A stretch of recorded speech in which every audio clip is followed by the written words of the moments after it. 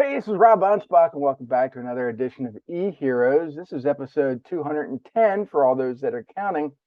And, every entrepreneurial journey starts with one step. And my next guest, he's taken that one step concept, and over 26 years, he has created an empire. And I'm so honored to have Todd Su here. Todd, thank you for being here and blessing us with your steps.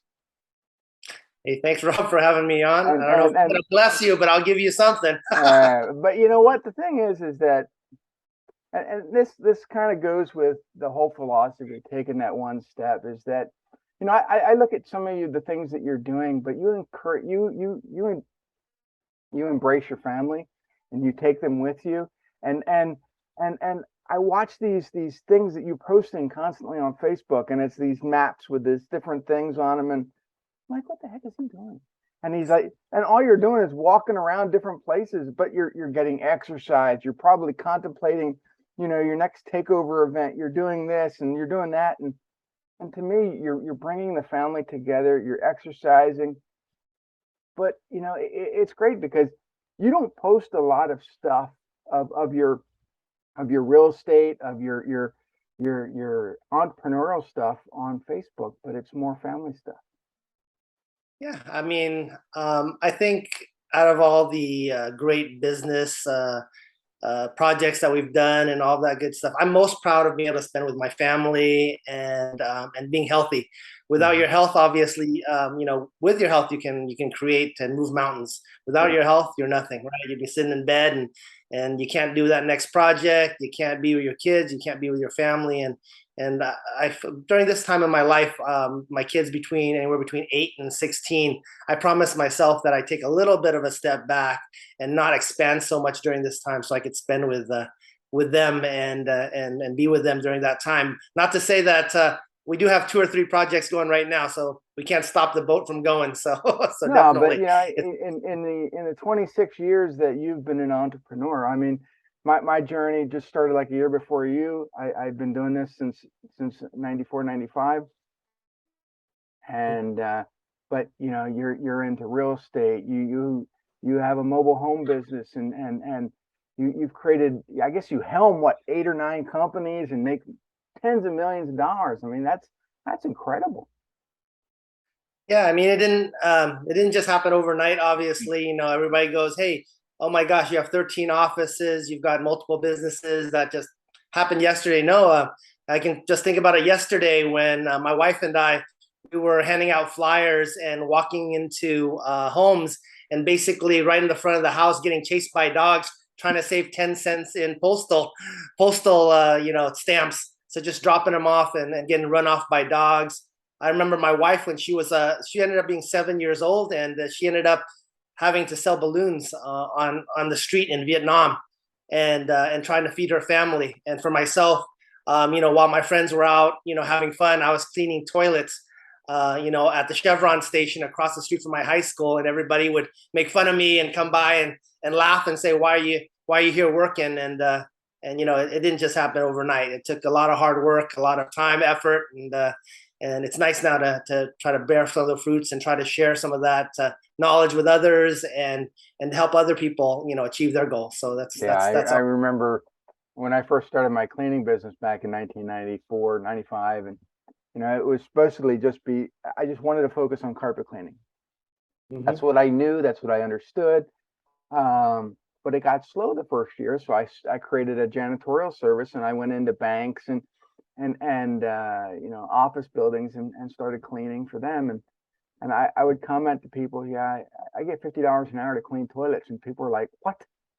Who does that? It's like, but no one wanted to do it, so you charge for it, and so I was always looking at the next opportunity, and you know, and for me, it was always a struggle because it was hiring people, doing this and doing. I got tired of babysitting, and after 19 years, I transitioned to doing this because I had been coaching anyway, Mm-hmm.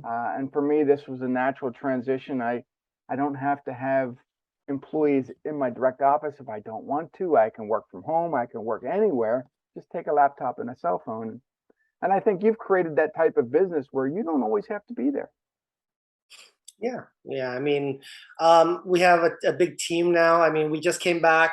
We took our team to Vegas just recently. About 160 of us went to Vegas. We did a nice Cirque du Soleil show. We did a nice Brazilian steakhouse, and we ended up doing a pool party. Went to a club together. We enjoy in each other's company, and having a good team that cares about the company and doing what's right is the most important thing, I think. And having an environment where it's actually not just work but actually fun too. We could have retired several years ago, but we do this just because we get to see people grow. We get to see that guy that we hired from Pizza Hut that was working, had a paper route and was working at Pizza Hut, and now is one of our top agents, and now is a division manager for us. So that kind of makes us tick. We enjoy seeing those people grow. And so a lot of people, they ask me, well, Todd, why don't you go into more luxury real estate?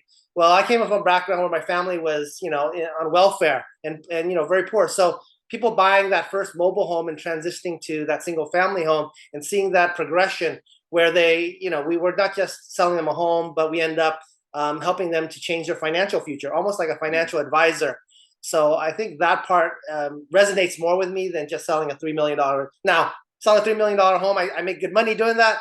But I think for my wife and I, we get more excited about helping that first time buyer. And now, they're able to, own a single family home, especially in the Bay Area, in Southern California or Northern California.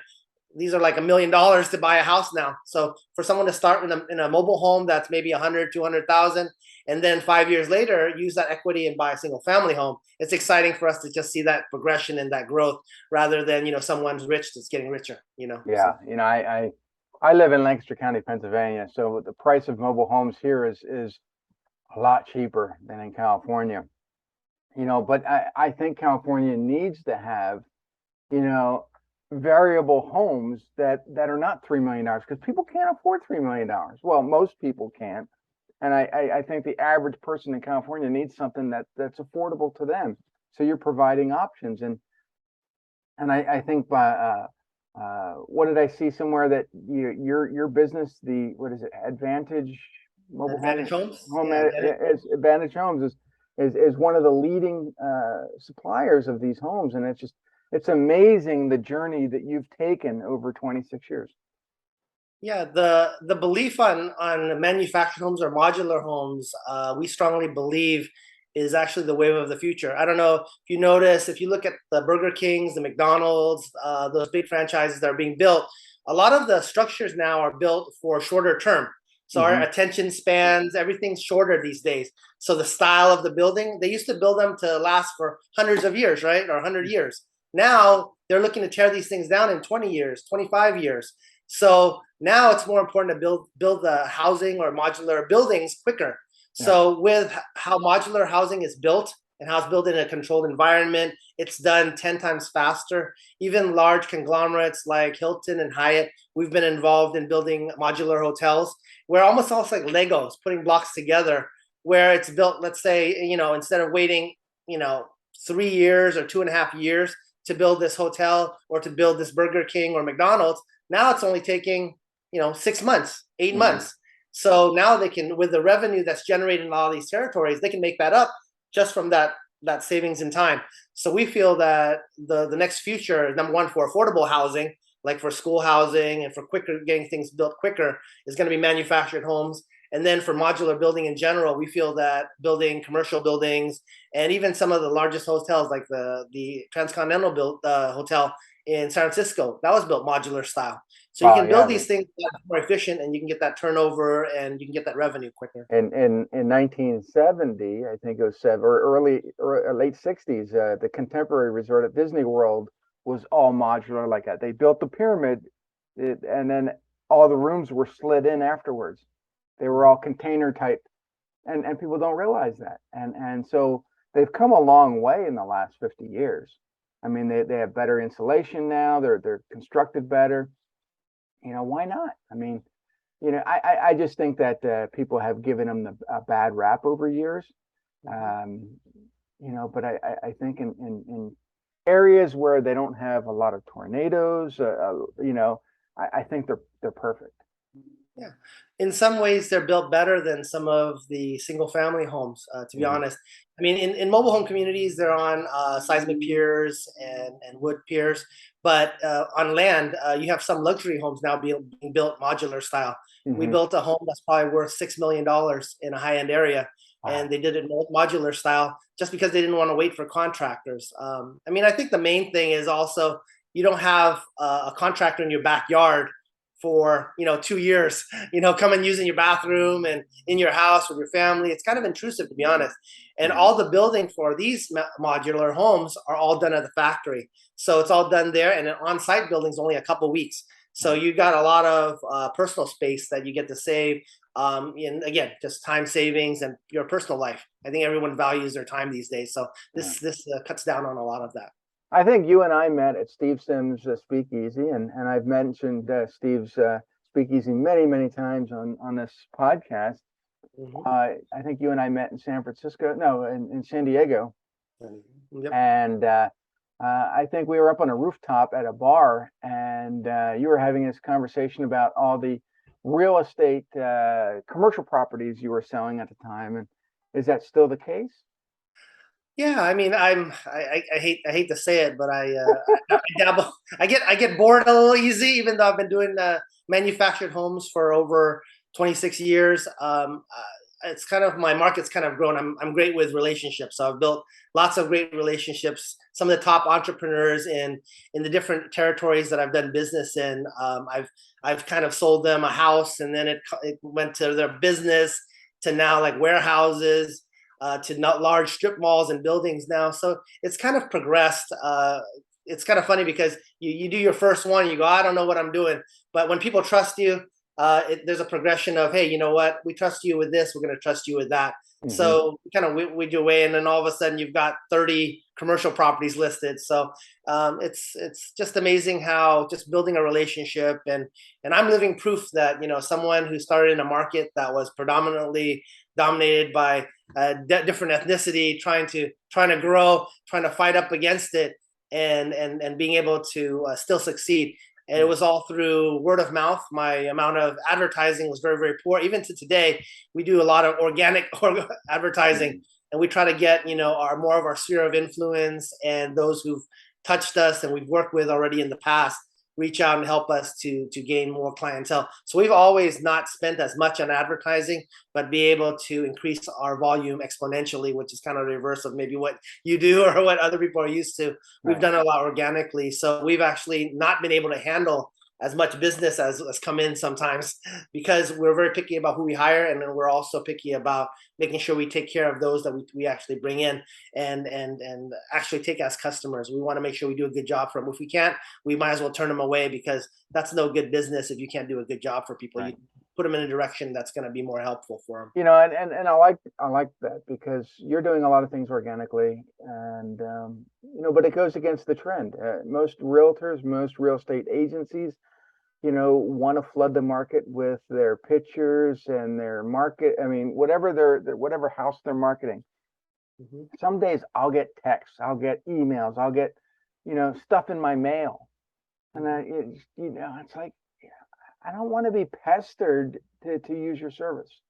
But the people that I hear about that did a great job selling my friend's place, or they're the ones I want to meet, because now I see the direct result, you Hmm. know. And I think that's exactly what you're doing. You're building it on a handshake, and you're going from there. Hmm.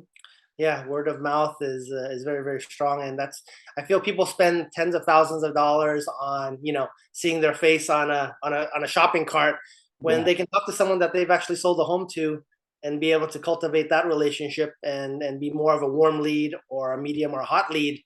Because they're that type of lead, there's no question. I mean, I know I've had a ton of people say, hey, you know what? Once they said, hey, what cable company you want to go with, or hey, where you want to buy that boat, or where you want to buy that car. All it takes is someone to recommend that person, and when you go over to that person, it's not even a matter of having to sell them. It's already, once you're already recommended, it's just a matter of buying and what the terms are, And if the person likes you, then it's easy, rather than getting a cold lead where it's tough, where you're trying to see if they're actually even really looking and trying to get the lead warm, and then see if someone actually does trust you. So I Right. think those are the main targets that we've always targeted within our business. Not to say that the other types of business aren't very valuable, but I think if you have that ability to do it, I think that's the strength of your business is going to be on the back of referrals.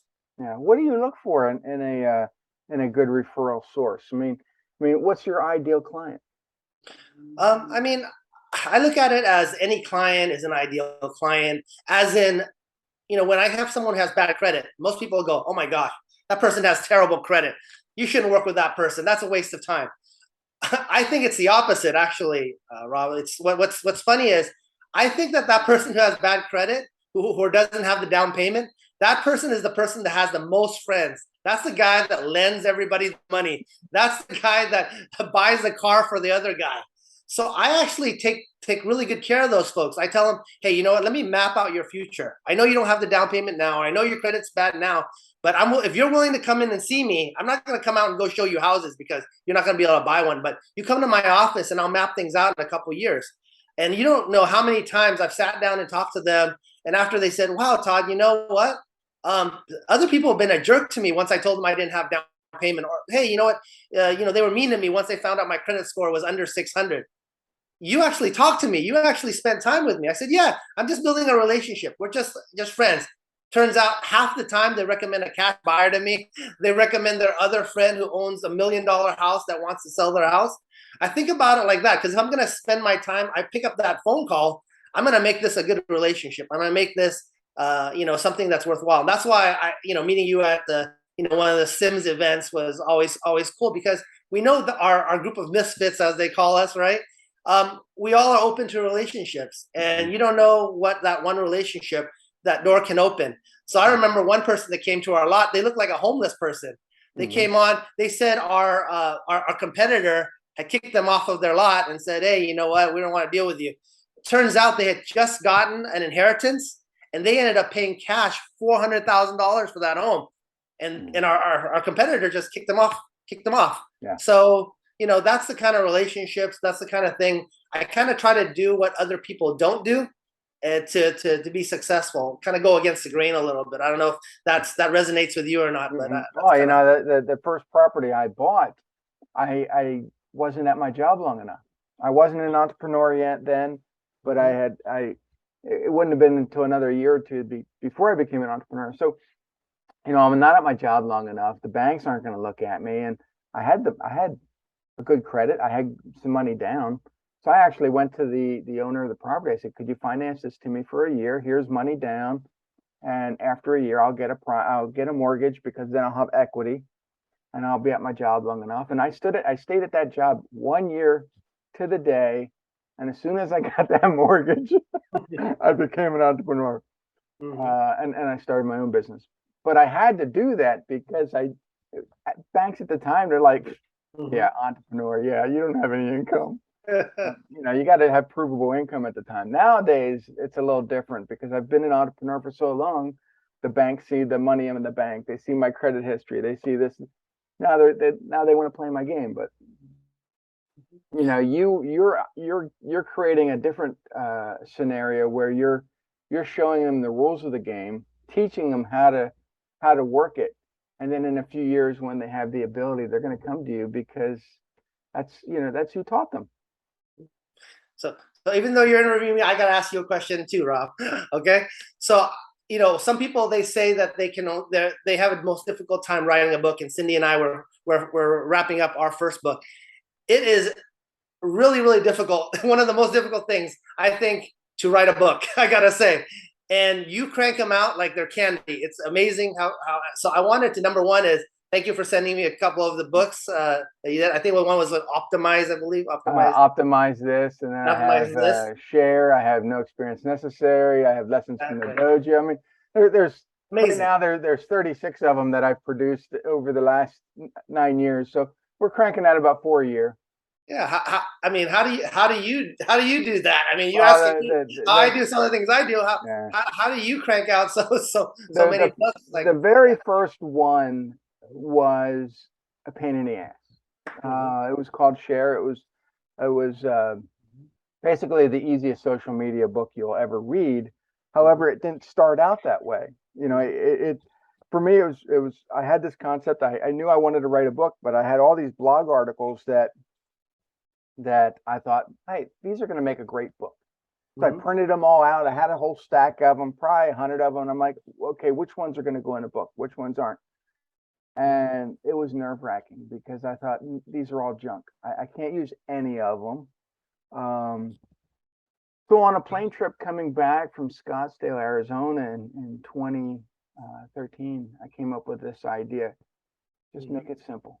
Make it as simple as possible. So it was 27 ways to boost your social media experience. And I just came up with these ideas. I said, because at the time I was doing the same crap everybody else was doing, everything wrong on social media. And I had to figure out a way to make what I was doing productive and profitable. So I just made it, hey, these are 27 ways you can emulate to make your social media better. And I shopped it around and these publishers didn't want to publish it because it was too easy. They wanted these complicated things, and I stuck with my guns. I said, this is how I want the book. This is how I want it to go out. And everybody shot me down. So I created my own publishing company and made it happen. And, I instantly sold like 2,000 books right away. Everybody was hungry for social media. They just wanted it. And after that, I came up with this idea for an SEO book, but I only had half the facts. I mean, I only knew half that industry. I knew what I was doing was good, but I didn't think my idea alone would make it work that great. So I brought in Paul Douglas from Winnipeg, Canada, and he provided that other half of the puzzle and combined from concept to creation. The #1 bestseller in 4 countries took 60 days. I mean, we cranked that sucker out quick. Now, granted, that the book is now it's going on 8 years. Amazing. But the concepts in the book, believe it or not, still work. It was the foundational guide to get your websites to rank well, which still Google accepts all that stuff. And so everybody's like trying this new stuff, doing this. Why don't you just read my book? You're going to save yourself a lot of money and time and effort, and just do it right. And people are like, well, it's outdated. No, it's not outdated. It still works. But it was after that book, people were like, well, Rob, help us with our book. Help us do this. Help us do that. And so I helped a weight loss doctor with a couple of his books, a personal injury attorney with a couple of their books, military lawyer with their books, and it just went on and on and on. And then I came out with the series of Rob Versus books, which is my sarcastic take on dealing with scammers, morons, wackadoos, and you name it. And people just loved them. And they were very sarcastic. They were funny. They made people laugh. And, now we're working on a script to turn it into a TV show. So we'll see what happens. But, the opportunity out there is just amazing. I mean, I sometimes, like you said, and like how I started this podcast, it all starts with one step or one idea or one action. And without taking that step, you'll never know if you're good enough. So you just got to keep on putting out stuff, and sometimes it works, sometimes it doesn't, but you got to learn. Hey, I want to thank you for being our sarcastic voice out there, because we all are thinking what you're saying, but we don't dare to say it. But you say it for us, and you kind of be that voice, which is amazing. I think that's why your books are successful. That's why they resonate. Oh, and the thing is, we get this crap every day. Like just the last 2 days, I had this woman pinging me on Facebook chat, saying, hey, you got to talk to my guy he should be on your podcast. You should do this. You should really get to know him. And I said, because she would just give me his name, his first name. And I said, who is he? And then she finally gives me his last name. And I'm like, oh, he's a Facebook friend. So I respond to her. I said, nah, I think I'm going to unfriend him. And she's like, Perfect example. what? Yeah. Oh my God. And so not only did she unfriend me, but I unfriended him, and I was just tired of dealing with the crap. But everybody has to work within their personality, you Hmm. know. And for the longest time, I hid behind that. Because we all want to be nice to people. Yeah. And the problem is that being nice doesn't always equate to sales or money or friends. And it's not that I'm trying to be rude to people. I'm just being sarcastic. I'm being my natural self. And Hmm. people were like, Rob, I want to be your best friend, or hi, or you're an asshole, or this. But you know what? They're at least talking to me. And I have met so many people that started the conversation out with, Rob, you're an asshole. But eventually they become my friend, and I've had them on the show. I've done great stuff with them. I partnered with them. But sometimes you just have to either break the ice or tell them what they're doing is wrong, or slap them on the wrist or whatever. But you can't always just, I don't know, close your eyes and hope that they go away on their own, because it doesn't work that way. I agree. That's Yeah. why Steve's book kind of resonated during the time during COVID. I read Steve's book for the first time, and I just kind of did a lot of self improvement. We had some time to just step back, did a lot more, self care. So it Hmm. was just fun, just reading about a bricklayer that could be successful. Yeah, And you go, wow, this is and fun. and the thing is that the reason that book was successful, like any other book out there that has any type of success, is there's a lot of stories in there that you can see yourself doing had you had that opportunity to do so. You know, Steve's is unbelievable. Yeah, because you said he's a bricklayer, and you think, bricklayer. Yeah, right. Now he's doing all these great things. He's getting people to have dinner at the foot of David in Italy, which I was there, and you can't do that. I mean, Yeah. my wife and I were there. We're taking this tour, and there's David. I'm like, how the hell did he do that? Because yeah, so yeah, he went from a position where people look down on him to a position where everybody looks up to him now, and it's he changed his stars, and I think everybody has the opportunity to do so. I mean, for me, I went from owning a carpet cleaning business Mhm. to writing all these books and coaching people all over the world, which is, I mean, I changed my stars too. You change your stars, and just your wife changing her stars, coming from Vietnam over here and doing all this awesome stuff. So all these podcasts that I do where I interview all these people, it's just I try to get people on here that have awesome examples of changing their stars. Yeah, yeah.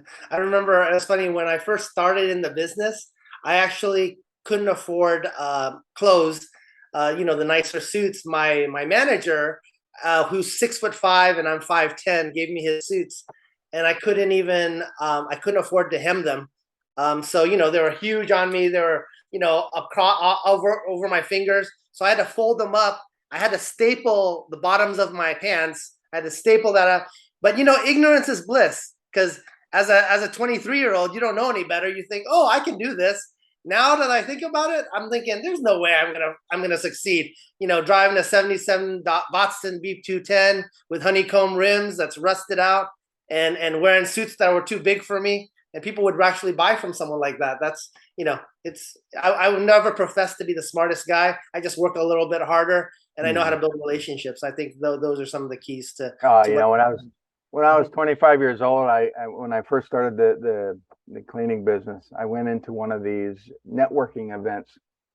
Mhm. I'm dressed very similar to what I was wearing now. I mean, I had a polo and slacks, and I go in, and they look down on you because you're this young entrepreneur. They think you're just fresh off the boat. You don't know anything, and Mhm. and they're dangling these shiny objects in front of you, and, oh, Rob, you got to do this, this, this, and this, and I didn't listen to any of them. I mean, I was this cocky guy, Mhm. um, and but the thing is that as I started showing up every single week and telling them how I was doing things, because I used to guarantee my work, I used to give free free carpet cleaning. Hmm. To anybody that I could get, I was like, hey, you'll get one room of free carpet cleaning up to so many square feet. If you love it, great. We'll give you an estimate for everything else. If you don't like it, I'll walk away. You don't owe me anything. And people were like, what? That's unheard of. And I would give them a double guarantee. So it's, hey, if you don't like my service, not only don't you pay me, but I'll pay someone else to come in and clean up after me.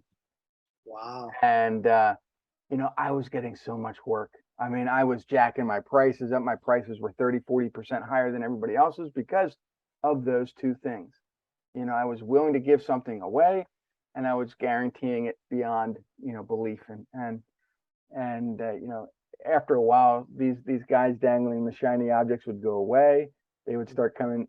Other people would start coming to me for coaching, and so a couple years after I started the clean business, I started the coaching business.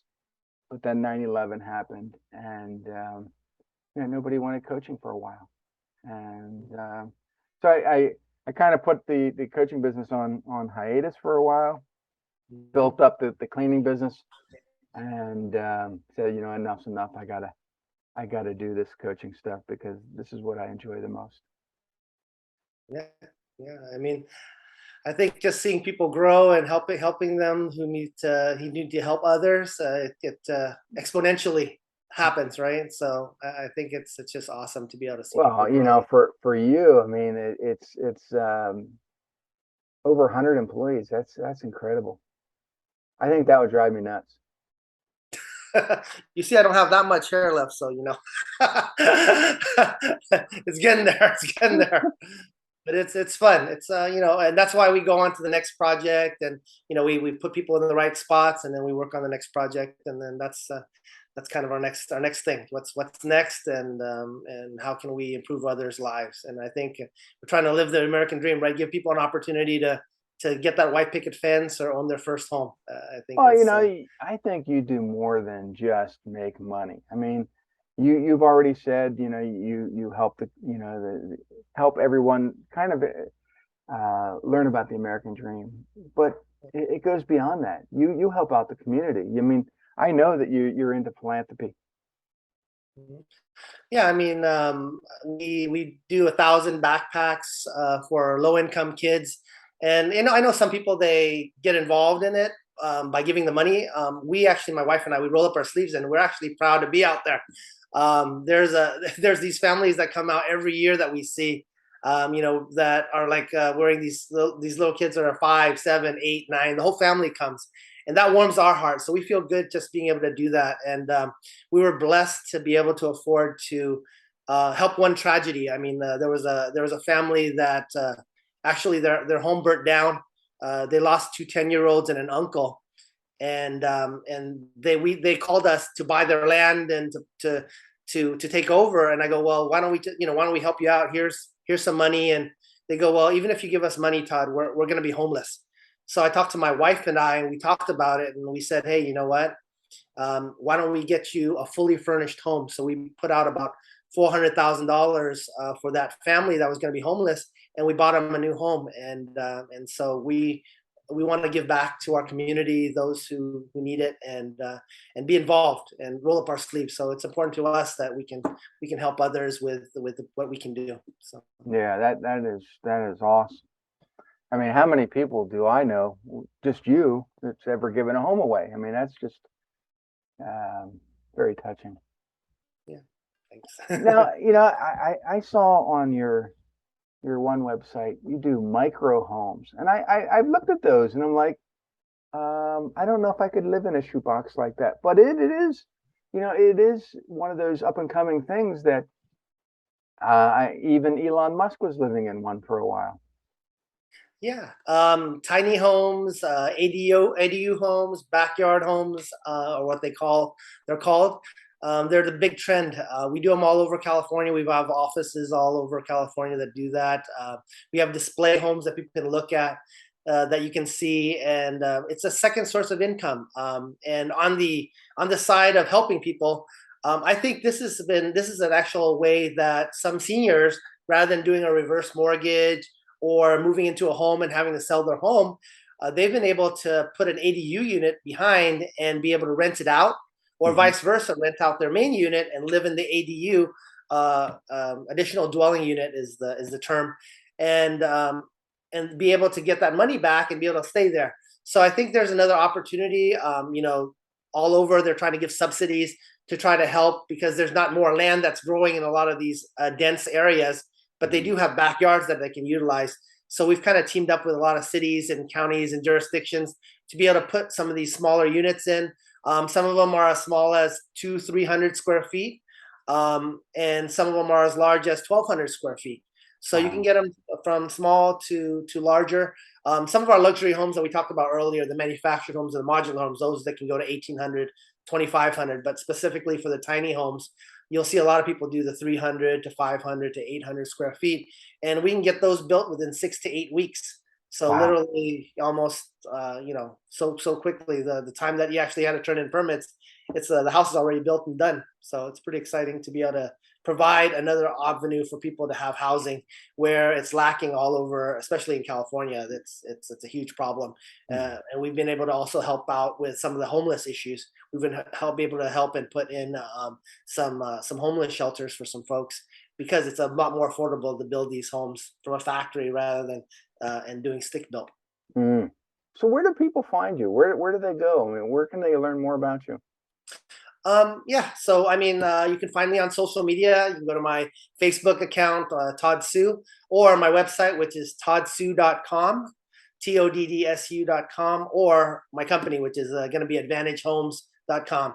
My wife and I is my business partner, so I can't forget about her. But she's the brains of the operation. I'm just the good looks. If you've seen our Facebook post, Rob thinks it's really funny. He knows what I'm talking about, because Cindy's actually both. So yeah, you can get me on advantagehomes.com or my website toddsu.com. Although I don't think you're the good looking one. I think she is. Thanks, Rob. There's the sarcastic that I missed right there. No, this was fun. And anybody listening, I want you to, look up Todd, go to his website, toddsu.com. I mean, he is the epitome of the American dream.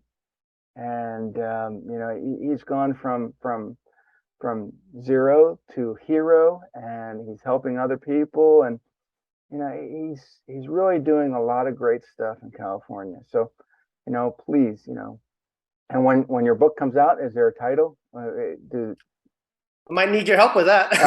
Next time I see you, I'll ask you what you think. We got a Yeah, couple that we're it's coming out soon, and so you look for it, and so yeah, it's going to be a good book. If he's any type of person I know he is, it'll be a good book, and I highly recommend reading it. So, and then we'll see you guys on the next episode.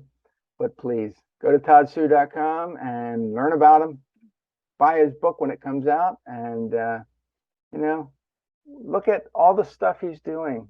I mean, just watching him walk every day on Facebook is fascinating to me. Thanks, Rob. Hey, thank you for having us on. I appreciate it. So we'll talk to you guys later. See you on the next episode.